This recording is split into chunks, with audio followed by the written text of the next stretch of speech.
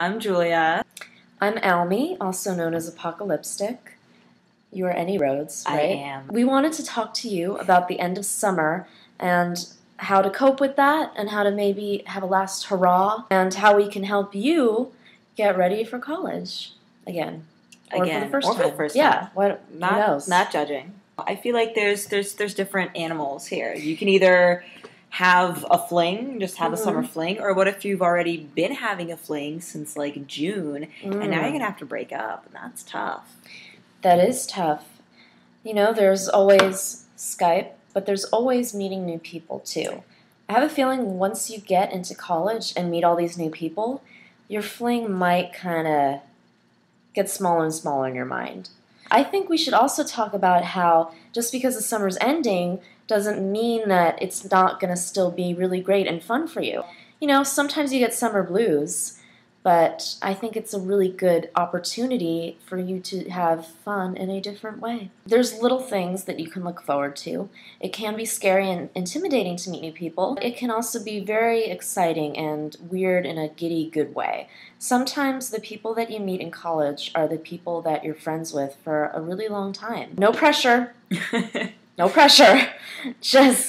I'm just saying, there's a lot to look forward to. There's so much pressure put on with this idea of, you know, you've had this thing over the summer. Are you going to break up? Are you not? What are you going to do with it? I'm a big believer in just sort of letting things happen as they happen, and instead of making it a big deal and trying to control the situation and say, oh, I'm going to make this decision and therefore I'm not going to have feelings anymore. Just if you don't feel like breaking up, don't break up. Maybe a week into school, you will. And if you do, then that's okay, because at least it happened in a natural way and when the time for it was right. And you could end up still having a friend out of it, or, you know, just kind of a, you know, for lack of a better word, stash for next summer. Yes, summer stash. I am also a big believer in just letting things go and let them go as they happen and not trying to force anything, which can be really hard. I struggle with it sometimes too, because I'm the kind of person who loves to plan. Thank you. Who loves to know how to get to point A to point B. What is point A? Is there parking? Is there parking at point B? I understand. Here's the key though. With all of these changes in your life, even if this is your second, third, or fourth year of college, or 10th, I don't know, whatever.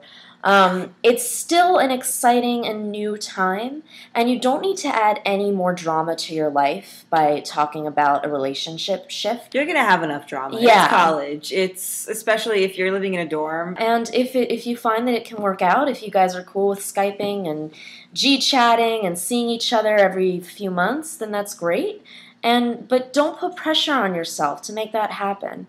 You know, if you have to put pressure to make something work, it's probably not the best idea. Once you get into that area of forcing it, it's just not going to end well. It's kind of, I mean, and it's the same thing if you meet somebody and have, you know, kind of a bad feeling. Like if you meet someone, you're like, oh, they're really great, except for the fact that they're an axe murderer. Don't date an axe murderer. Put that right in there. If you want to get a last-minute fling in there, the first thing you have to do is not care too hard. If you make this too big of an elephant in the room, it's not going to be able to get out of the room, and it's going to crush you as it's trying to get out of the room, like Stampy in The Simpsons. You know, let it happen. Go out, go to parties, meet your friends' friends. Be yourself, but your flirty, charming self. And if it happens, it happens. And that's the attitude that you should have. That's how breezy flings happen. I don't think people really plan a fling and go after them unless it's some crazy 1960s beach movie. If you're looking too hard, or if you're too focused on just finding a guy, you're going to end up with someone who may kind of suck. Discriminate. This is the only time I will say that. Discriminate. I would rather not make out with anyone than make out with someone who's bad at it.